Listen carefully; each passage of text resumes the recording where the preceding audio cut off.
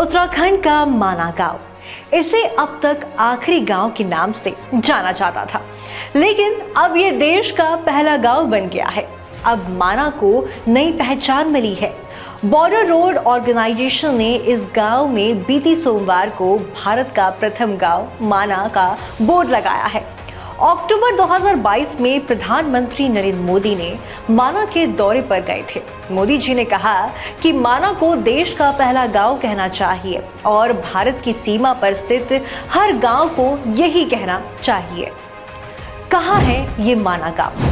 माना गांव उत्तराखंड के चमोली जिले का एक छोटा सा गांव है।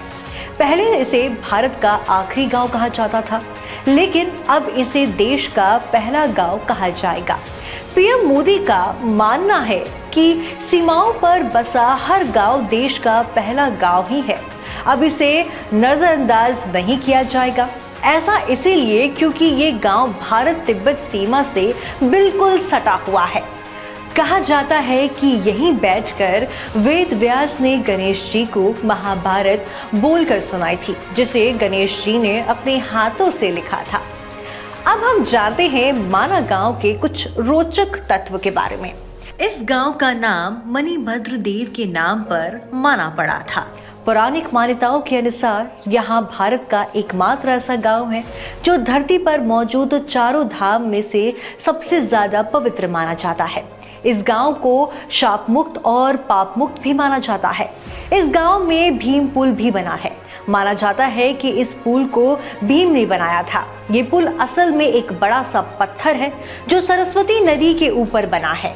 भीम पुल इस गांव के अहम पर्यटक स्थलों में से भी एक है। पौराणिक कथाओं के अनुसार जब पांडव माना गांव से स्वर्ग जा रहे थे, तब द्रौपदी को सरस्वती नदी पार करने में मुश्किल हो रही थी। तो ऐसे में भीम ने एक बड़ा सा पत्थर उठाकर यहाँ रख दिया। ये पूरा एक ही बड़ा सा पत्थर है। इस पत्थर को इस तरह से रखा गया है कि ये पुल बन गया। इसके बाद द्रौपदी ने पुल के जरिए नदी को पार किया।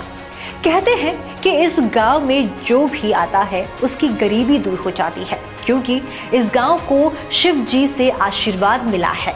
इस वजह से हर साल लोग बड़ी संख्या में यहाँ घूमने आते हैं। यहाँ भोजपत्र भी बड़ी संख्या में पाए जाते हैं, जिन पर हमारे महापुरुषों ने अपने ग्रंथों की रचना की थी। यहाँ पर कई सारी जड़ी बूटियां भी मिलती है।